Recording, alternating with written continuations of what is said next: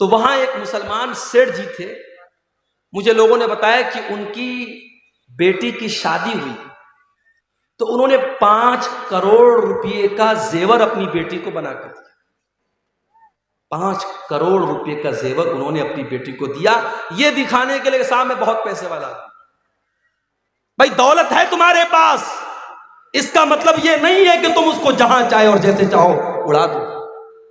اس امت میں آج کتنی غریب بہنیں ہیں جو اپنے بچوں کا خرچ چلانے کے لیے دوسروں کے گھر میں جا کے صفائی کا کام کرتی ہیں، برتن مانجتی، تب ان کا پریوار چلتا ہے۔ اس امت میں آج بھی کتنے بچے ہیں جو ایک ٹائم کا کھانا کھاتے، دوسرے ٹائم کا کھانا انہیں نصیب نہیں ہوتا۔ اس امت میں آج بھی کتنے لوگ ہیں جن کے سر پر چھت نہیں ہے، جن کے پاس اپنا مکان نہیں ہے، جو سڑکوں اور چوراہوں پر رات میں کھلے آسمان کے نیچے رات گزارتے۔ جس امت کا یہ حال ہو، جس قوم کا یہ حال ہو، اس قوم کے لوگ، اس قوم کے امیر امرا 5 کروڑ روپے کے زیورات اپنی بیٹیوں کو شادی میں دے رہے ہیں، پورے زیورات سے اپنی بیٹی کو لاد دے رہے ہیں۔ کیا یہ فضول خرچی نہیں ہے میرے بھائی؟ اللہ کے نبی فرماتے ہیں قیامت کے دن انسان لا تزول قدم ابن آدم من عند ربہ یوم القیامہ، قیامت کے دن انسان 5 سوالوں کا جواب دیے بغیر اپنی جگہ سے ٹس سے مس نہیں ہو سکتا۔ 5 سوالوں کا جواب سب کو دینا ہے، مجھے بھی دینا ہے، آپ کو بھی دینا ہے، عالم کو بھی دینا ہے، جاہل کو بھی دینا ہے، عام آدمی کو بھی دینا ہے، اور VIP کو بھی دینا ہے۔ 5 سوالوں کا جواب سب کو دینا ہے۔ پہلا سوال عن عمرہ فیما افنا، تو نے اپنی زندگی کو کہاں گزارا۔ دوسرا سوال وعن شبابہ فیما ابلا، تو نے اپنی جوانی کو کہاں گزارا۔ تیسرا سوال وعن مالہ من این اکتسبہ، تو نے مال کہاں سے کمایا۔ چوتھا سوال وفیما انفقہ، تو نے مال کہاں پر خرچ کیا، مال کہاں پر خرچ کیا، اس کا بھی حساب دینا پڑے گا۔ اپنی محبوباؤں کے لیے ریچارج کروانے والے ہمارے منچلے نوجوان، وہ 100-200 روپے کا جو ریچارج کراتے ہیں اپنی کانوں کی لذت کے لیے اور بدکاری کے لیے، وہ بھی تیار رہے۔ مال کہاں پہ خرچ ہو رہا ہے، حساب دینا پڑے گا۔ اور مال کیسے کما رہے ہو، ڈریم 11 کے ذریعے کما رہے ہو، سٹے بازی کے ذریعے کما رہے ہو۔ ابھی ہمارے واٹس ایپ پر ایک میسج آیا کہ کرکٹ کے میچ میں سٹا لگانا ہو تو ہم سے کانٹیکٹ کیجیے، ہمارے گروپ کو جوائن کر لیجیے، ہم 100% بالکل صحیح بھوشیہ وانی کرتے ہیں۔ میں نے کھولا وہ گروپ، دیکھا، میں نے سوچا کہ دیکھیں یہ کیا بھوشیہ وانی کرتا ہے۔ آج پاکستان کا اور ساؤتھ افریقہ کا میچ تھا، اس نے کہا یہ میچ پاکستان جیتے گا۔ اب کتنے لوگوں نے اس کے کہنے پر سٹا لگا دیا ہوگا، لاکھوں کا، کروڑوں کا، اور شام رات ہوتے ہوتے جب رزلٹ آیا پتہ لگا پاکستان ہار گئی اور ساؤتھ افریقہ جیت گئی۔ یہ سٹے بازی آج ہمارا نوجوان بڑی تعداد میں واٹس ایپ کے ذریعے، ٹیلی گرام کے ذریعے، فیس بک کے ذریعے باقاعدہ سٹا ہو رہا ہے، اور لاکھوں کروڑوں کا سٹا ہو رہا ہے اور جوا ہو رہا ہے، اور ہمارا مسلمان اس میں حصہ لے رہا ہے۔ اور میرے پیارے ساتھیوں، وہ یہ سوچ رہا ہے کہ ہم راتوں رات امیر بن جائیں۔ اگر وہ ایک بار 1 لاکھ روپیہ جیت جائے گا، اگلی بار 10 لاکھ لگائے گا کہ میں 10 لاکھ جیت جاؤں گا، اور پتہ لگا وہ 10 لاکھ ڈبا دے گا، قرضے میں ڈوب جائے گا، اور اپنے آپ کو اور اپنے گھر والوں کو داؤں پہ لگا دے گا۔ میرے پیارے ساتھیوں، مال کہاں سے کما رہے ہو اس کا بھی حساب دینا پڑے گا، اور مال کہاں خرچ کر رہے ہو اس کا بھی حساب دینا۔ تو فضول خرچی کرنے والے، ناجائز پیسہ اڑانے والے، اور اپنی جائز خواہشات پر بھی لمٹ سے زیادہ خرچ کرنے والے، اس کو اسراف کہتے ہیں، اور اللہ اسراف کرنے والوں کو پسند نہیں کرتا۔ اور آگے بڑھیے میرے پیارے ساتھیوں، واللہ لا یحب الظالمین، اللہ تعالیٰ ظلم کرنے والوں کو پسند نہیں کرتا، ظلم کرنے والوں سے محبت نہیں کرتا، ظلم اللہ کو پسند نہیں۔ ظالم کان کھول کر کے سن لے، ظلم کا انجام برا ہونے والا ہے، ظلم زیادہ دیر تک چلنے والا ہے۔ جس فلسطین کے اندر اسرائیلیوں کو پناہ ملی، یہودیوں کو پناہ ملی، جب آج سے 50-60 سال پہلے، 70 سال پہلے، جب ان کو ہٹلر نے مار مار کے بھگایا اور وہ لٹے کٹے پٹے یہودی، ان کو اگر کہیں سر جھکانے کی، سر چھپانے کی جگہ ملی، اسی فلسطین کے اندر ان کو جگہ ملی، تو آج انہوں نے ناجائز طریقے سے فلسطین کے بقیہ حصوں پر دھیرے دھیرے قبضہ کرنا شروع کر دیا، اور وہاں کے جوانوں اور بچوں اور عورتوں کا خون تب سے لے کر کے وہ آج تک بہا رہے ہیں۔ اللہ نے ایسے ہی اس قوم کو مغضوب علیہم نہیں کہا ہے، یہ مغضوب علیہم قوم ہے، اس قوم پر اللہ کا غضب اترا ہے۔ میرے پیارے ساتھیوں، یہ ظلم ہو رہا ہے جو آج ہم فلسطین کی سرزمین پر دیکھ رہے ہیں، اور کان کھول کر کے سن لو، ظلم کا انجام کبھی بھی اچھا ہونے والا نہیں ہے۔ اللہ کے نبی فرماتے ہیں اتقوا الظلم فإن الظلم ظلمات یوم القیامہ، ظلم کرنے سے بچو، قیامت کے دن ظلم کرنے والا اندھیروں میں رہے گا۔ ظلم کرنے والے کو لائٹ نصیب نہیں ہوگی۔ کبھی رات میں جب آپ کار چلا رہے ہو یا بائک چلا رہے ہو اور بالکل جنگل میں سنسان راستے میں آپ جا رہے ہو، اچانک اپنی بائک کی لائٹ آپ بند کر دیجیے، اپنی کار کی ہیڈ لائٹ آپ بند کر دیجیے، 10 سیکنڈ کے لیے آپ ڈر جائیں گے میرے بھائی، آپ ڈر جائیں گے۔ چاروں طرف کھپ اندھیرا ہو اور آپ کے پاس کوئی لائٹ نہ ہو، کوئی روشنی نہ ہو، آپ ایک قدم چل نہیں سکتے۔ قیامت کا دن ہوگا، وہ انسان کتنا بد نصیب ہوگا جس کو روشنی نصیب نہیں ہوگی۔ اللہ نے کہا ظالم کو قیامت کے دن کوئی روشنی نصیب نہیں ہوگی۔ دنیا میں جتنا ظلم کرنا ہے کر لو، طاقت کا نشہ، کرسی کا نشہ، پاور کا نشہ، جتنا اس نشے پر اڑنا ہے اڑ لو، مگر یاد رکھو ناؤ کاغذ کی صدا چلتی نہیں، ظلم کی ٹہنی کبھی پھلتی نہیں۔ اللہ کو ظلم کرنے والے لوگ پسند نہیں ہیں میرے پیارے ساتھی۔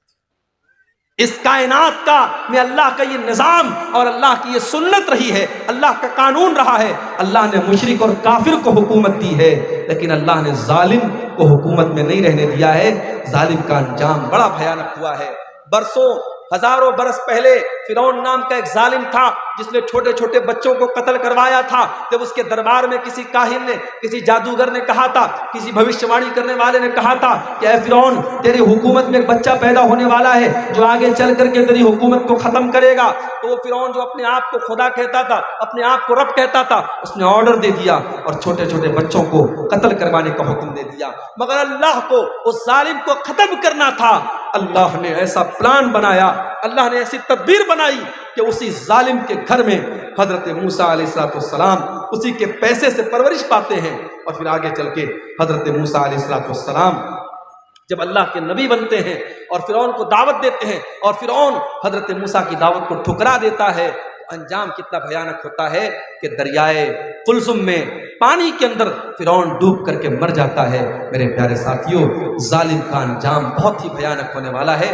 واللہ لا يحب الظالمین، اللہ کو ظلم کرنے والے لوگ پسند ہیں۔ اور آگے بڑھیے، اللہ کو تکبر کرنے والے، گھمنڈ کرنے والے، اہنکار کرنے والے لوگ بھی پسند نہیں ہیں۔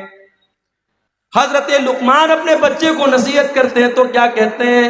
وَلَا تُصَعِّرْ خَدَّكَ لِلنَّاسِ وَلَا تَمْشِ فِي الْأَرْضِ مَرَحًا، اے میرے بچے تو گال پھلا کر کے لوگوں سے نہ ملا کر اور زمین میں اکڑ کر کے نہ چلا کر۔ إِنَّ اللَّهَ لَا يُحِبُّ مَنْ كَانَ مُخْتَالًا فَخُورًا، اللہ تعالیٰ گھمنڈی لوگوں سے محبت نہیں کرتا، گھمنڈی لوگوں کو پسند نہیں کرتا، گھمنڈی لوگ اللہ کو پسند نہیں ہیں۔ قارون بڑی دولت والا تھا، اس کو اپنی دولت پر بڑا ناز تھا، لیکن قارون کے قوم میں جو نیک لوگ تھے، جو ایمان والے لوگ تھے، انہوں نے قارون کو نصیحت کی اور کہا کہ اے قارون لا تفرح، اپنی دولت پر اترانا نہیں، اپنی دولت پر غرور نہیں کرنا۔ ان اللہ لا يحب الفرحین، اللہ تعالیٰ اترانے والوں کو، گھمنڈ کرنے والوں کو پسند نہیں کرتا ہے۔ وَابْتَغِ فِي مَا آتَاكَ اللَّهُ الدَّارَ الْآخِرَةَ، اے قارون تجھے اللہ نے بڑی دولت سے نوازا ہے، بڑے خزانے اللہ تعالیٰ نے تجھے دیے ہیں، اے قارون اپنی دولت کے ذریعے تو آخرت کی تیاری کر۔ او میرے پیارے ساتھیوں، آج اللہ نے آپ کو دولت والا بنایا ہے، اپنی دولت کو اللہ کے راستے میں خرچ کیا کرو، مسجدوں میں دیا کرو، مدرسوں میں دیا کرو، کار خیر میں دیا کرو، اپنی آخرت بنایا کرو۔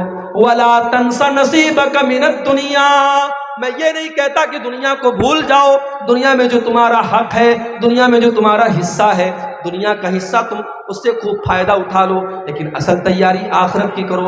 وَلَا تَبْغِ الْفَسَادَ فِي الْأَرْضِ، اور قارون سے اس کی قوم کے لوگوں نے کہا کہ اے قارون تو زمین میں فساد مچانے کی کوشش نہ کرنا، اللہ تعالیٰ فسادی لوگوں کو پسند نہیں کرتا۔ تو تکبر اور گھمنڈ یہ اللہ کو پسند نہیں ہے۔ میرے دنیا میں جس جس نے تکبر کیا، جس جس نے گھمنڈ کیا، اس کا انجام بڑا بھیانک ہے۔ ابلیس نے تکبر کیا، اللہ کی بارگاہ سے دھتکارا گیا۔ قارون نے تکبر کیا، اس کے محل کو زمین میں دھسا دیا گیا۔ فرعون نے تکبر کیا، اس کو پانی میں ڈوبا کر کے مار دیا گیا۔ نمرود نے تکبر کیا، ایک معمولی مچھر نے اس کا کام ختم کر دیا۔ قوم عاد نے تکبر کیا، قوم سمود نے تکبر کیا، اللہ نے پٹک پٹک کر کے ان کو بے جان کر دیا۔ میرے بھائیوں، تکبر کا انجام بڑا ہی بھیانک ہوتا ہے، اور تکبر کرنے والا اور گھمنڈ کرنے والا اللہ کو پسند ہے۔ اب یہاں ایک سوال پیدا ہوتا ہے، مولوی صاحب نے شیروانی پہنی ہے، سامنے ایک لنگی والا آ گیا، لنگی پہنے ہیں، بنیان پہنے ہیں۔ اب مولوی صاحب کے دل میں فیلنگ آئی کہ یار میں 10,000 روپے کا کپڑا پہنا ہوں، یہ 500 روپے کا کپڑا پہنا ہے۔ مولوی صاحب کے اندر ایک فیلنگ آئی، حاجی صاحب کے اندر ایک فیلنگ آئی کہ میں پیسے والا آدمی ہوں، میرا کپڑا اس کے کپڑے سے اچھا ہے۔ تو کیا اچھا کپڑا پہننا یہ حرام ہے؟ اگر ہم پیسے والے ہیں، دولت والے ہیں، تو کیا ہم مہنگا کپڑا نہیں پہن سکتے، اچھا کپڑا نہیں پہن سکتے؟ ایسا کوئی مسئلہ نہیں۔ آپ اگر پیسے والے ہیں، آپ اگر دولت والے ہیں، تو آپ اچھا کپڑا پہن سکتے ہیں، بلکہ پہننا چاہیے۔ پھٹا پرانا کپڑا پہننا یہ دینداری نہیں ہے۔ بہت سے لوگ اس کو سمجھتے ہیں پیسہ بہت ہے، دولت بہت ہے، لیکن ہمیشہ پھٹا پرانا کپڑا پہن کر کے بالکل عجیب و غریب شکل بنائے رہیں گے اور کہیں گے صاحب پیسہ تو ہے، مگر ہمارا اسلام یہ کہتا ہے کہ سمپل رہو۔ سمپل رہنا ایک الگ چیز ہے، اور اپنی دولت ہونے کے باوجود پھٹا پرانا میلا کچیلا کپڑا پہننا یہ الگ چیز ہے۔ اللہ کے نبی کے ایک صحابی آئے، اللہ کے نبی نے دیکھا کہ بڑی ان کے کپڑے بڑے میلے کچیلے ہیں۔ آپ نے کہا دولت ہے تمہارے پاس، پیسہ ہے تمہارے پاس؟ کہا اے اللہ کے نبی بہت دولت ہے، اتنی بکریاں ہیں میرے پاس، اتنے اونٹ ہیں میرے پاس، اتنے غلام ہیں میرے پاس، بہت دولت ہے، بہت پیسہ ہے۔ اللہ کے نبی نے فرمایا ان آتاک اللہ مالا فلیرا اثر نعمت اللہ علیہ۔ اے میرے صحابی، اگر اللہ نے تم کو دولت سے نوازا ہے تو دولت کا اثر تمہارے اوپر ظاہر ہونا چاہیے۔ اچھا کپڑا پہنا کرو، اپنی حیثیت کے مطابق کپڑا پہنا کرو۔ اچھا کپڑا پہننا برا نہیں ہے، ہاں اچھا کپڑا پہننے کے بعد جب گھر سے نکلو تو جو تم سے کمزور کپڑا پہنے ہوئے ہے اس کو تم کبھی حقیر مت سمجھنا، یہ تکبر ہو جائے گا۔ اللہ کے نبی فرماتے ہیں ان اللہ جمیل یحب الجمال، اللہ تعالیٰ خوبصورت ہے اور خوبصورتی کو پسند کرتا ہے۔ اچھا کپڑا پہننا یہ گناہ نہیں۔